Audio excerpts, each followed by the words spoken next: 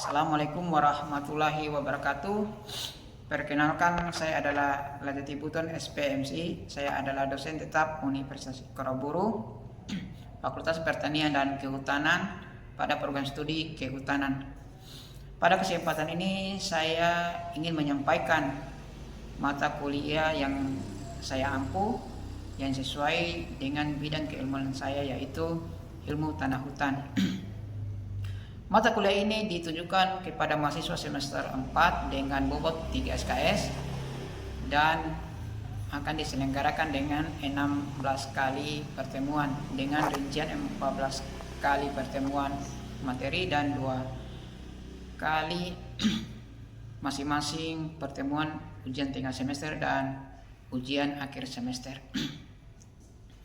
Mata kuliah ini membahas tentang yang pertama itu definisi atau pengertian dari ilmu tanah, kemudian yang poin kedua adalah tanah sebagai sumber kehidupan, yang kemudian yang ketiga adalah faktor pembentukan tanah, kemudian keempat itu proses pembentukan tanah, kemudian kelima adalah pedon, polipedon, profil tanah, kemudian berikutnya adalah struktur tanah dan porositas tanah. Kemudian yang berikutnya pencemaran tanah, kemudian erosi tanah dan konservasi tanah.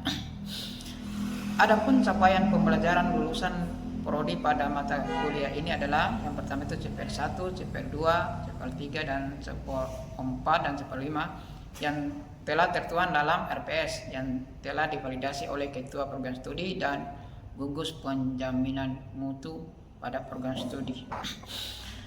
Adapun capaian pembelajaran dari mata kuliah ini adalah yang pertama itu CPNK 1, mahasiswa mampu memahami konsep dasar ilmu tanah. Kemudian yang kedua itu mahasiswa mampu memahami faktor pembentukan tanah. Kemudian CPNK 3 itu mahasiswa mampu menganalisis pencemaran tanah. Kemudian CPNK 4 itu mahasiswa mampu menganalisis konservasi tanah. Kemudian interaction pada mata kuliah ini adalah melibatkan komunikasi dua arah antara dosen dan mahasiswa berupa tanya jawab, diskusi dan kolaborasi. Kemudian asesmen atau bentuk penilaian secara formatif yang saya lakukan berupa kuis, pemberian tugas individu atau kelompok dan penilaian dan sikap. Sedangkan secara sumatif berupa ujian tengah semester dan ujian akhir semester. Referensi yang saya gunakan pada mata kuliah ini adalah berupa buku referensi karya para ahli dan artikel jurnal yang bereputasi yang memiliki kebaruan agar mahasiswa mampu mengikuti perkembangan dan teknologi masa kini. Baik, berikut adalah video pembelajaran pada mata kuliah ilmu tanah hutan pada pertemuan ketiga. Mari kita simak. Bismillahirrahmanirrahim. Assalamualaikum warahmatullahi wabarakatuh. Waalaikumsalam warahmatullahi wabarakatuh. Ada di mahasiswa semua sehat? Sehat. Baik. Hari ini kita lanjut ke materi pertemuan kedua. Kemarin kita dapat pertemuan pertama mengenai tanah. Kemudian kita akan lanjut di pertemuan ketiga untuk mata kuliah ilmu tanah kita.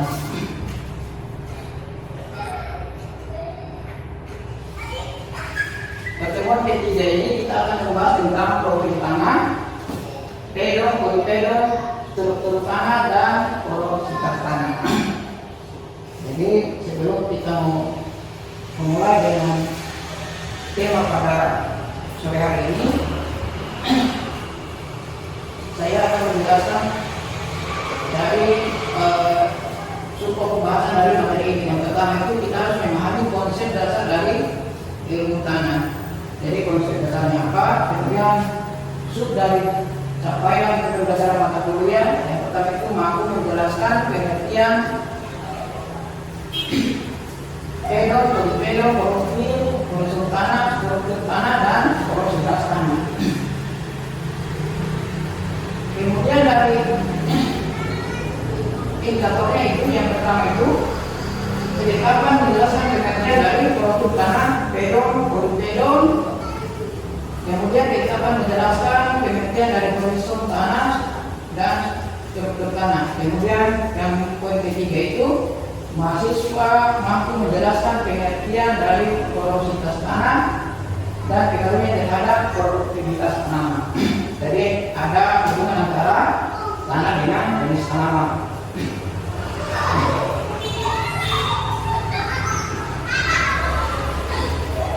Ya,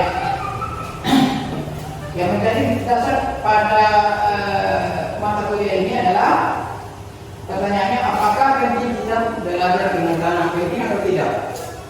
Mahasiswa tentang penting atau tidak kita belajar ilmu tanah? Penting. Baik.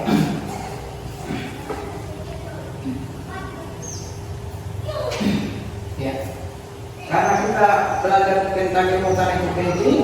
Yang pertama itu tanah itu sebagai sumber kehidupan. Jadi tanah itu sebagai sumber kehidupan, baik itu manusia, hewan dan tumbuhan. Kalau manusia itu dijadikan sebagai tempat usaha, tempat tinggal dan tempat untuk tanam. Kemudian yang kedua itu tanah itu penting karena sebagai pertanian berkelanjutan. Jadi dia sebagai pertanian berkelanjutan, jadi dia berkesinambungan. Jadi tanah itu penting karena sebenarnya besar penduduk Inggris itu di dalam pertanian. Jadi pertanian itu harus berkesinambungan antara sekarang dan akan datang. Kemudian konservasi tanah dan lingkungan. Jadi tanah juga penting untuk konservasi tanah dan lingkungan. Di mana konservasi tanah itu berhubungan dengan tingkat erosi tanah. Jadi kalau tingkat erosi tanah itu misalkan nih, kalau di daerah-daerah kampung, daerah pedesaan, kenapa kita belajar tanah itu penting? Karena supaya masyarakat itu atau individu atau kelompok itu tidak menebang pohon sembarangan. Kalau menebang pohon sembarangan, otomatis ketika terjadi hujan akan terjadi banjir di mana-mana karena terjadi akan penyusutan. Kemudian akan berdampak kepada lingkungan. Jadi lingkungan itu menjadi menjadi rawan terhadap longsor atau ketika terjadinya banjir. Kemudian yang poin keempat itu tanah itu penting karena penyerapan ilmu tanah di berbagai bidang. Jadi penyerapan ilmu di berbagai bidang bukan saja di bidang pertanian, tetapi juga di bidang kehutanan, pertambangan itu penting. Kemudian yang kedua itu mitigasi perubahan iklim. Jadi tanah itu penting juga untuk perubahan mitigasi iklim. Kita lalu ke pertanyaan berikutnya.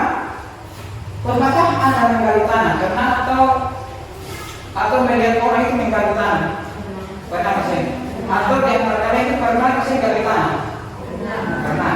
Nah, kalau kalian menggali tanah, kemudian kalian pernah atau tidak mengamati? Mengamati tanah, misalkan menggali tanah di dalam kereta itu misalkan 2 meter atau 50 cm, pernah mengamati tidak? Misalkan dari susunan atas sampai ke bawah. Pernah sih? Atau tidak pernah? Atau pernah tapi tidak mengamati?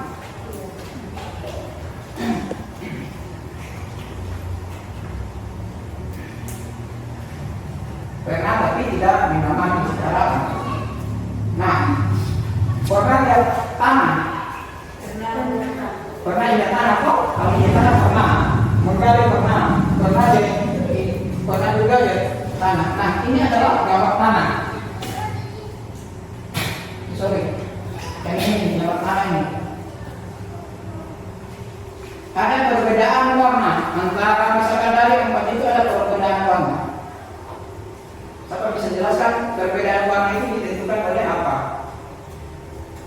Ini ada warna merah, ada warna hitam kecoklatan, ada warna menyerupai kekuningan keemasan, ada juga yang coklat keabu-abuan. Nah, ini adalah gambar tanah. Jadi ketika kita menggali tanah itu dari atas sampai ke bawah itu ada perubahan warna. Tidak semua tanah itu warnanya sama kok. Nah, nanti kalian amat jadi ketika kalian setelah amat kuliah selesai kalian menggali tanah sendiri apakah betul atau tidak. Nah, ini gambar tanah yang kedua. Kalian bisa lihat yang pertama bagian atasnya ini ada warna agak coklat yang warna yang dikasih saya sebenarnya ini adalah vegetasi, ada ini vegetasi rumputannya, ini ada rumputan, kemudian ada organik, ini lapisan organik, ada lapisan A, ada lapisan B, ada lapisan C, dan juga ada lapisan R. Nah, kenapa di bagian atas itu warnanya lain, di bagian kedua juga warna lain, dan bagian tengah itu agak putih.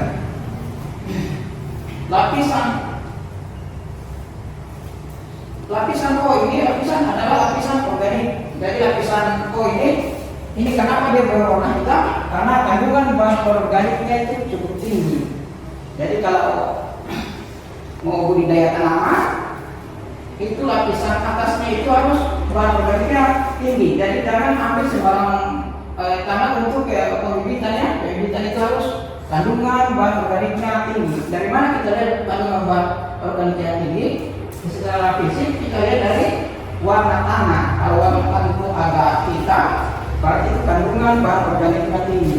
Karena ada sifat dilakukan dari bahan hewan maupun tumbuhan yang telah laku.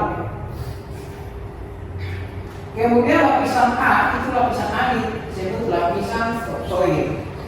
Kalau lapisan topsoil itu lapisan yang kedalamannya dari 0 sampai 25%. Jadi kalau misalkan mau ambil tanah untuk budidaya tanaman itu mau ambil lapisan bahan organiknya itu kedalamannya cukup 0 sampai 25 cm dari permukaan tanah. Jadi kalau sampai 30 ke bawah itu jangan diambil lagi karena memang unsur haranya sudah berkurang. Kemudian lapisan B ini lapisan subsoil. Subsoil itu lapisan kedua dari topsoil. Jadi ada lapisan O itu lapisan organik, lapisan A itu topsoil, lapisan atas. Lapisan subsoil itu lapisan 25 cm ke bawah. Jadi kandungan bahan organiknya itu sudah menurun, tidak ada kan dia unsur haranya cukup kecil. Kemudian di poin C ini lapisan peralihan antara lapisan B sampai ke lapisan C. Kemudian lapisan R ini lapisan antara C dengan R, artinya nanti terjadi pencucian. Nanti kita lihat ke gambar berikutnya. Ini adalah sekilas untuk profil. Gambar di atas ini menunjukkan adalah profil tanah. Jadi profil tanah ini adalah lapisan vertikal dari atas ke bawah. Jadi ada lapisan dari atas ke bawah sini. Ini lapisan lapisan vertikalnya ini dari lapisan atas sampai ke lapisan bawah. Ini lapisan disebut horizontal. Jadi profil tanah ini dari lapisan atas ini, lapisan O ini sampai ke lapisan ini namanya profil tanah. Jadi kesini ini namanya profil tanah. Jadi profil tanah ini berikan semua dari lapisan O sampai lapisan R. Lapisan R ini nanti kita lihat ini lapisan bahan dasar untuk proses pembentukan tanah. Nanti ada mata kuliah tentang proses pembentukan tanah. Nah, dari gambar itu ada penjelasannya bahwa lapisan O itu lapisan sisa tanaman, bahan organik tanah. Jadi bahan organik yang sudah melalui dekomposisi dilakukan yang dilakukan oleh bakteri. Jadi ada bakteri dekomposisi itu yang mengubah bahan tanaman yang sudah mentah menjadi bahan jadi. Yang tadi yang mentah diolah menjadi bahan jadi. Kemudian lapisan A itu lapisan profesor mineral, bahan organiknya tinggi. Itu bahan organiknya tinggi. Kita bisa lihat tadi bahan organiknya tinggi ini lapisan O ini bahan organiknya tinggi. Jadi kalau untuk tanaman yang harus diambil itu lapisan O karena bahan organiknya cukup tinggi. Kemudian lapisan itu lapisan mineral yang terelupiasi atau tercuci sehingga kadar bahan lihatnya silikat, besi dan aluminium merendah, tetapi pasir dan debu dan mineral resisten lainnya tinggi dan berwarna terang. Kemudian ada horizon eluvial atau horizon tembak terang, maksudnya bahan bakar lebih dari horizon di atasnya. Eluviasi ini ada eluviasi. Kalau eluviasi itu proses penimbunan. Jadi nanti bahan bakarnya tertimbun di sini nih, tertimbun di lapisan antara lapisan O sampai lapisan A ini, penimbunnya di situ. Kemudian lapisan yang pensiun masih sama dengan bahan induk, lapisan R belum terjadi perubahan atau sedikit terlapuk. Yang R itu bahan tanah atau bahan induk. Ini yang kayak tadi mana? Yang ini R ini bahan dasar. Bahan induk itu bahan dasar. Nah, kalau dalam tanah itu ada bahan induk juga namanya bahan dasar. Jadi tanah juga punya nama.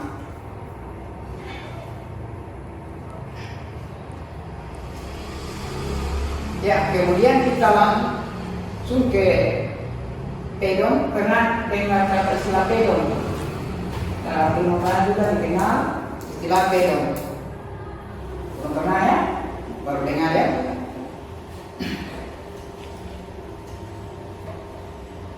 Ya, pedon merupakan satuan volume terkecil 3 dimensi dari tanah, tetapi cukup leluasa untuk mengkaji horizon tanah serta hubungannya satu sama lain. Jadi pedon itu bagian kecil dari tanah yang nanti digabung menjadi polipedon. Nanti kita lihat arti dari polipedon sendiri. Ini nanti kita lihat ya. Nah, kalau polipedon sendiri itu suatu tanah yang diklasifikasikan mempunyai tanah di sebelahnya pedon yang tergabung membentuk satu poligon besar yang mempunyai batasan seperti suatu pulau, yaitu dengan kumpulan pedon lain yang sifatnya berbeda. Jadi nanti ini gambarnya. Nah, kita lihat. Ya, ini yang dinamakan dengan pedon. Pedon tadi ada pedon kumpulan kecil dari satu tanah. Ini pedon A, ini pedon C. Nah, kumpulan dari pedon A dan pedon C disebut polipedon. Jadi polipedon itu gabungan antara pedon A dengan pedon C. Jadi kumpulan dari pedon A ke pedon C dia tergabung menjadi polipedon. Jadi polipedon itu gabungan beberapa jenis tanah tadi. Nah, mempunyai tanah di sebelahnya pedon yang tergabung membentuk satu poligon besar. Jadi ini. Nah, ini. Jadi ini gabung. Sorry lama.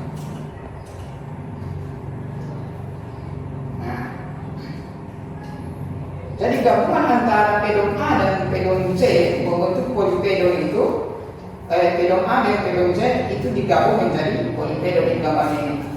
Jadi bisa lihat gambar mana yang polipedon, mana pedon, itu bisa dilihat. Jadi tanah itu juga punya bagian-bagian. Jadi tanah itu misalkan dari tanah ini ke satu hamparan itu punya bagian-bagian tertentu, dan setiap 1 meter itu tanah itu mempunyai kandungan unsur hara yang berbeda-beda. Jadi makanya itu tanah itu penting.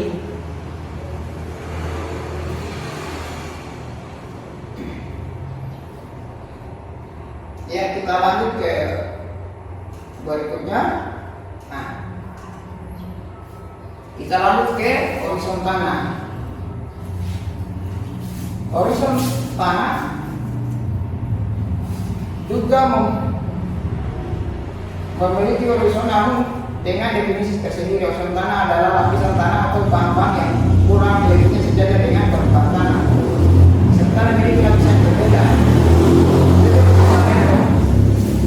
Dia masuk ke lapisan tanah tapi memiliki lapisan yang berbeda antara tanah yang satu dengan tanah yang lain. Kita lihat di gambar yang ada.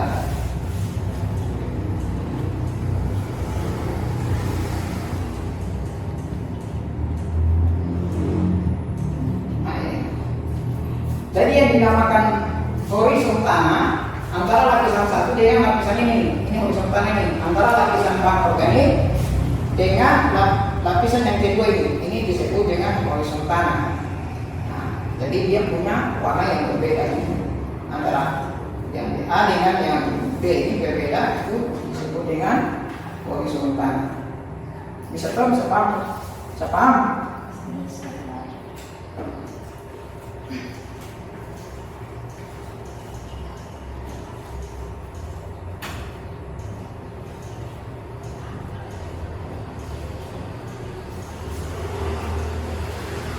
Kemudian yang berikutnya itu struktur tanah. Tanah juga punya struktur. Ya. Di sini struktur tanah adalah susunan komposisi partikel tanah dari lapisan terbawah hingga ke permukaan. Partikel terdiri pasir, debu, batuan, kerikil, batuan padat serta tanah liat yang terbentuk secara alami.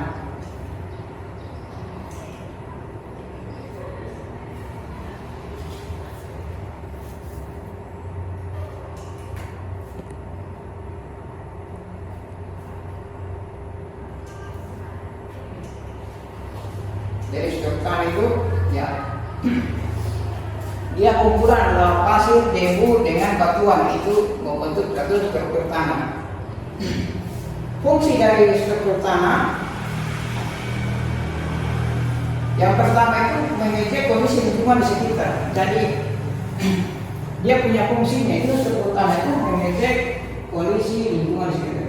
Jadi fungsinya apa? Kita mengecek suatu kondisi di lingkungan sekitar. Misalkan kalau si A dia membangun rumah, harus dia tahu kondisi struktur tanah di sekitar. Jangan sampai ketika kamu membangun rumah akan terjadi longsor atau kondisi di situ di rawa-rawa, dan jangan sampai juga suatu saat terjadi pergeseran tanah, kemudian kita punya pemasangan rumah itu terbawa oleh air. Itu pentingnya fungsinya untuk kita mengecek struktur tanah. Kemudian berikutnya menentukan fondasi rumah. Jelas ya, menentukan fondasi rumah. Jadi kalau fondasi rumah itu harus tahu. Kalau misalkan berbatuan tidak apa-apa. Biasanya itu kalau berbatuan tidak menggunakan lagi misalkan besi berapa itu yang biasanya dipakai. Tapi kalau misalkan fondasi rumahnya misalkan kalau daerah-daerah yang rawan longsor atau dominan semua tanah, harus tahu beban, karena kita kalau membangun rumah kan beban fondasinya kan berat. Jadi kalau kadang-kadang tanah itu tidak bisa memikul beban dari ukuran rumah berapa, apalagi kalau rumah sampai lantai 2, lantai 3. Nah itu penting untuk menentukan fondasi rumah. Kemudian memastikan kekuatan bangunan. Nah, jadi itu pentingnya ketika misalkan terjadi gempa tidak ada geseran tanah, ya pastikan bangunnya aman. Tapi kalau misalkan kita tidak tahu kondisi struktur tanah, ya pasti suatu saat terjadi gempa, terjadi pergeseran tanah, berarti kita punya kondisi bangunan itu retak-retak seperti begini kan, retak-retak. Karena memang struktur tanahnya juga tidak menjamin untuk bangunan misalkan tahan terhadap gempa. Makanya penting juga fungsi kita meneliti untuk struktur tanah. Kemudian berikutnya melakukan perhitungan sistem penyerapan air. Nah, ini kalau sistem penyerapan air itu juga berhubungan dengan daerah-daerah pertanian. Kalau misalkan kalau struktur tanahnya bagus, berarti penyerapan air juga untuk tanah pertanian juga bagus. Kalau struktur tanah tidak bagus, otomatis untuk penyerapan daerah aliran air di pertanian juga akan terhambat. Nah, kalau aliran air juga terhambat untuk daerah pertanian, berdampak juga terhadap produksi pertanian. Produksi pertanian itu menjadi menurun karena memang sumber air juga berkurang, karena tanaman juga berkurang. Kemudian melihat kandungan organisme. Nah, jadi dalam struktur tanah juga ada kandungan organisme. Jadi kandungan organisme dalam tanah juga berperan penting untuk mengubah struktur tanah menjadi remah. Artinya punya bakteri dalam tanah itu dia mengubah yang tadinya strukturnya dari misalkan kasar menjadi halus. Itu ada bakteri-bakteri yang bekerja untuk mengubah struktur tanah tersebut. Jadi kalau misalkan kalau struktur tanahnya misalkan agak-agak bejat, agak-agak kurang lemak. Nah itu karena organisme yang hidup di situ juga yang mungkin tidak maksimal atau tidak ada atau tidak ada. Kemudian melakukan penelitian. Nah, ini jelasnya. Ini saya juga sebagai ilmu untuk melakukan bahan penelitian kajian mendalam, sehingga misalkan tergantung kita penelitian tentang apa. Kalau misalkan kita penelitian tentang tanah untuk keperluan budidaya tanaman itu penting, karena kita akan melihat kandungan unsur haranya, nitrogen, fosfor, dan kalium dan sebagainya. Tapi kalau untuk kebutuhan untuk fondasi rumah, untuk bangunannya, kita harus lihat kekuatan bangunan untuk tanah tersebut. Kalau penambangan juga begitu. Untuk bahan penelitian kira-kira ada bahan mineral atau bahan tambang lainnya atau tidak. Nah, kemudian kita lanjut ke faktor yang mempengaruhi struktur tanah. Jadi ada faktor juga yang mempengaruhi struktur tanah. Pertama itu komposisi material penyusun tanah. Jadi komposisi penyusun tanah itu penting seperti warna, tekstur, dan material. Nah, kenapa tadi digambar itu ada warna tanah berbeda? Itu tergantung bahan pembentuknya. Tapi kalau bahan pembentuknya itu dari misalkan batuan yang berwarna, itu warna tanah juga akan menjadi kayak warna merah. Tapi kalau bahan turunnya itu misalkan pembentuk tanah itu agak keabu-abuan, berarti warna tanah juga agak warna terang. Nah, itu. Jadi kenapa tadi warna merah, warna agak kekuningan, ada warna hitam kecoklatan, itu tergantung bahan pembentuk tanah. Kalau tergantung bahannya, sama dengan manusia. Kalau manusia itu misalkan kulit putih, kita turunnya warna putih. Sama juga dengan tanah, tergantung bahan pembentuk, bahan dasarnya itu pembentuk tanah. Kemudian berikutnya ini iklim. Nah, jadi faktor pembentuk tanah juga iklim juga berpengaruh.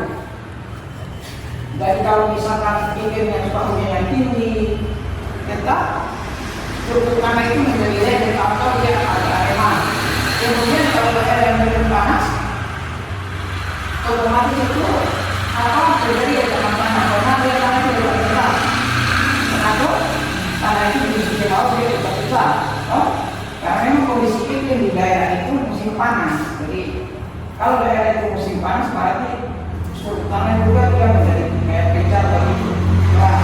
Nah, kemudian aktivitas makhluk hidup di daerah yang misalkan sudah iklimnya juga misalkan musim panas, itu juga aktivitas makhluk hidup juga terganggu karena memang sumber air di situ tidak ada, bukan saja makhluk hidup yang ada di dalam tanah. Manusia juga terganggu karena memang kita semua yang ada di kampung ini termasuk manusia dan makhluk lain itu tergantung dari kebutuhan air juga. Kalau air cukup ya alhamdulillah, tapi kalau air tidak cukup itu juga memang terganggu. Kemudian ini kehidupan organisme. Jadi pengurapan organik oleh organisme berubah struktur tanah. Jadi di dalam tanah juga ada kehidupan. Jadi di dalam tanah ada kehidupan makhluk hidup yang tidak bisa terlihat dengan mata telanjang atau mata kasar. Kita harus ada namanya bantuan apa? Mikroskop. Jadi ada kehidupan di dalam tanah. Jadi kalau ada kehidupan di dalam tanah, kalian misalkan yang sudah punya ilmu, jangan pulang ke kampung itu lahan itu main bakar. Kalau kalian main bakar, berarti secara otomatis telah membunuh makhluk hidup yang ada dalam tanah. Karena di dalam tanah juga ada kehidupan.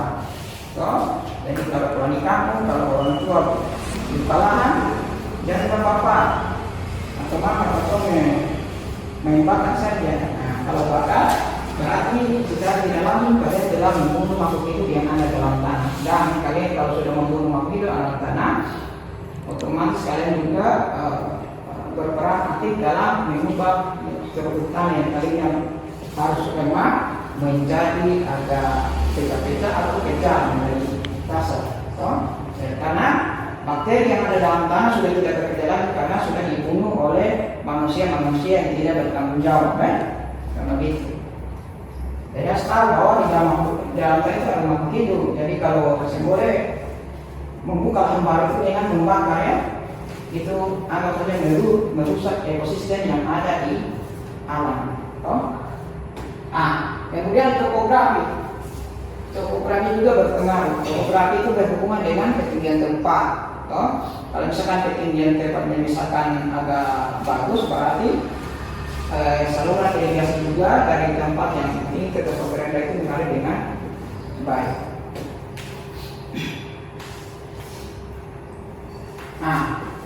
Dari penjelasan tadi ini macam-macam struktur tanah, ada granular, clay, yang masif, yang loss, yang prismatik, yang single clay. Ini gambar dari struktur tanah. Jadi tanah itu punya struktur juga, jadi beda-beda antara setiap 1 meter atau setiap 10 cm itu punya struktur tanah yang berbeda. Yang granular ini butiran. Bisa lihat kok?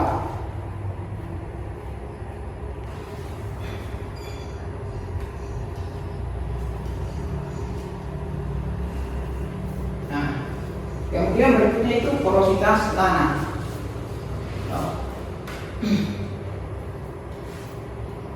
Porositas tanah adalah proporsi ruang pori tanah, ruang kosong yang terdapat di dalam suatu volume tanah yang dapat ditempati oleh air dan udara.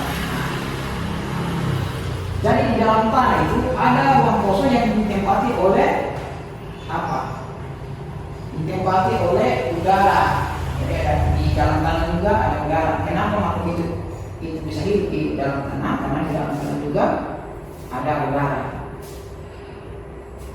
Percaya itu di dalam tanah ada udara. Pernah kalian menggali tanah lalu kemudian kalian temukan cacing tanah? Pernah toh?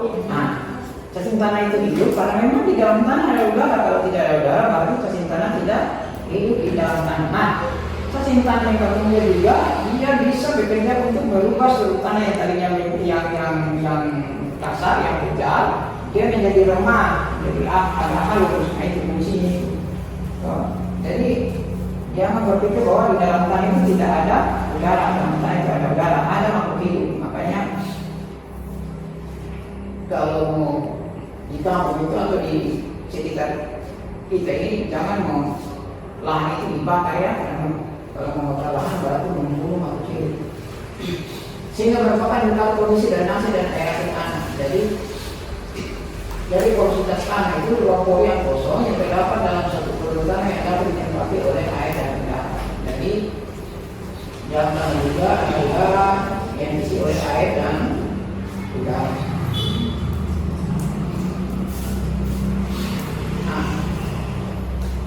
Pengaruh porositas terhadap porositas tanaman. Jadi porositas tanah dipengaruhi oleh kandungan bahan organik struktur tanah dan tekstur tanah.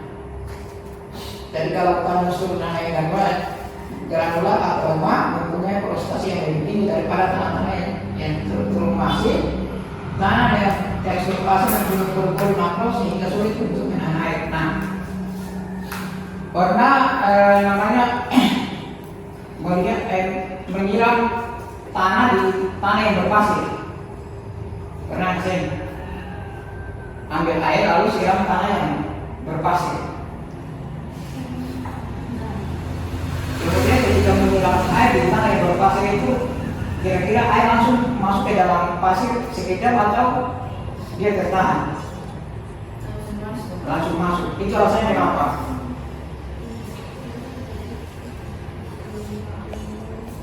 Karena ruang pori pada pasir itu besar ruang pori-porinya, rongga itu besar, makanya ketika kita menyiram air pada tanah yang berpasir itu air langsung masuk ke dalam, tidak tertahan. Beda dengan kita menyiram air pada tanah yang liat. Tanah liat itu ruang porinya agak sempit. Ketika kita menyiram air pada tanah tersebut, air itu tertahan karena memang rongga porinya kecil. Kemudian paling bagus untuk tanaman itu tanah yang lempung berpasir, lempung berdebu, karena dia itu tanah itu lemah, dia tidak porinya tidak cukup sempit, juga tidak terlalu rongga, dia sedang saja.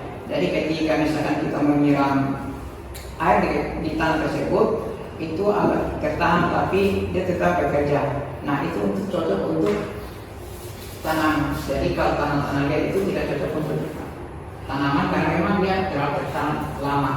Jadi nanti perakaran juga akan mempengaruhi perakaran tanaman.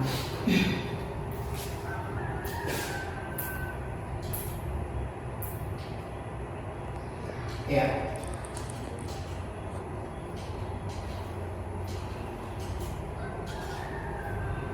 Ya, mungkin dari sini ada yang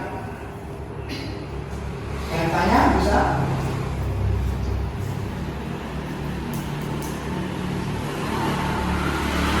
Dari penjelasan ini mana yang belum dipahami, silakan tanya.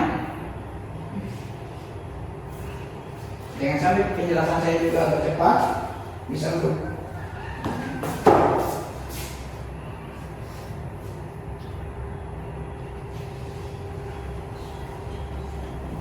ya, silakan.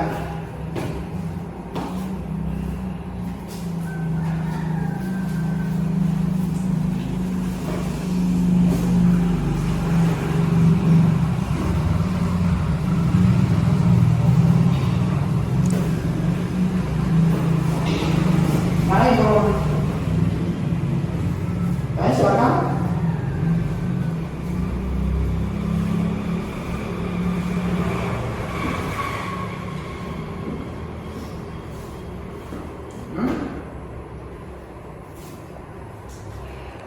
Atau mana yang bagian mana yang belum dipahami, silakan tanya, tidak apa-apa.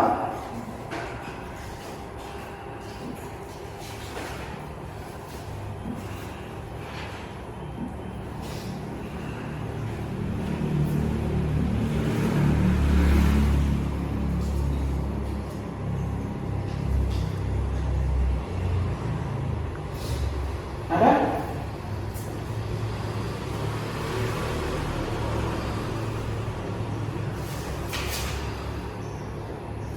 Ya, silakan yang tanya. Assalamualaikum warahmatullahi wabarakatuh. Waalaikumsalam warahmatullahi wabarakatuh. Pak, mohon maaf, di sini saya kurang paham tentang kumpulan polipedon yang dimaksud dari sifat-sifat yang berbeda itu bagaimana, Pak? Dan dari pedon untuk polipedon itu melalui apa, Pak? Ya, terima kasih ya atas pertanyaan bagus sekali. Di polipedon, ya. Iya, Pak.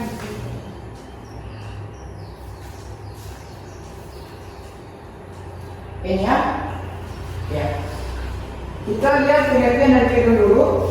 Yang pertama itu pedon adalah merupakan volume terkecil 3 dimensi dari tanah, tetapi cukup leluasa untuk mengkaji horizontal tanah serta mulai dengan satu sama lain. Itu pedonnya. Kemudian kita ke polipedon.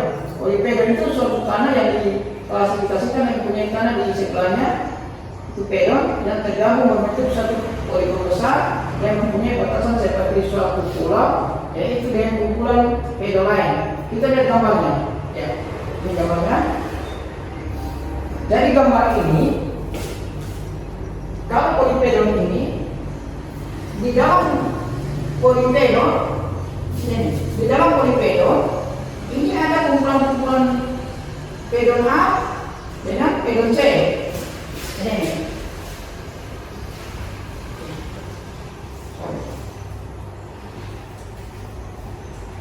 Nah, ini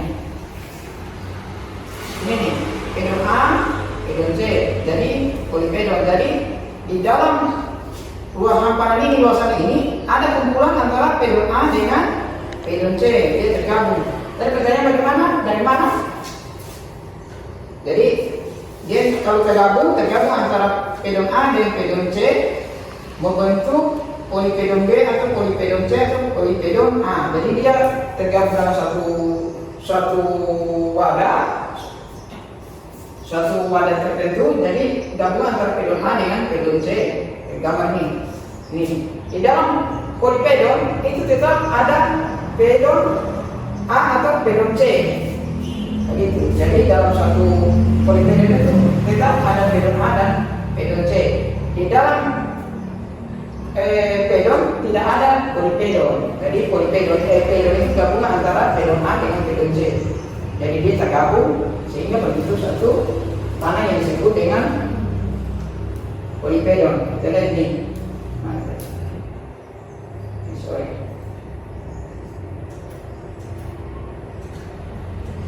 Kita lihat definisinya ya. Definisinya.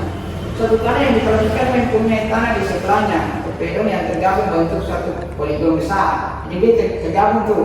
Ini tergabung nih. Dia tergabung. Dia tergabung antara pedon A dan pedon C berbentuk polipedon. Ya. Jadi terlihat ya. Jadi Pak, kalau itu polipedon atau pedon itu kan gabungan dari pedon A dan pedon C, jadi polipedon Pak. Jadi itu maksudnya contohnya itu di dataran rendah atau di tinggi? Mau di dataran tinggi atau di dataran rendah, gabungan antara pedon A dan pedon C disebut polipedon. Karena tanah itu walaupun di dataran tinggi, dataran rendah, dia kalau tergabung antara pedon A dengan pedon C membentuk polipedon. Bisa toh? Atau? Ya bisa Pak. Dan saya mau tanya Pak, kan warna dari struktur tanah kan berlapis-lapis kayak tadi Pak dengan gambar. Jadi misalnya kalau di sini rendah, di sini tinggi, apa punya warna itu maksimal sama? Di rendah dan tinggi. Beda tergantung bahan pembentuk tanah. Kalau misalkan bahan pembentuknya tanah tadi misalkan dari batuan yang berwarna merah, tetap warna tanah juga warna agak merah. Tapi kalau bahan dasarnya itu banyak, misalkan bahan organiknya banyak, ya itu warnanya agak hitam ke coklatan. Tapi kalau misalkan dia dari misalkan batuannya itu warna agak terang, ya warna itu juga agak terang warnanya. Tergantung bahan dasarnya atau bahan itu bahan pembentukan. Nanti baru kita belajar tentang faktor-faktor pembentukan tanah. Bisa? Bisa Pak. Terima kasih. Ya baik.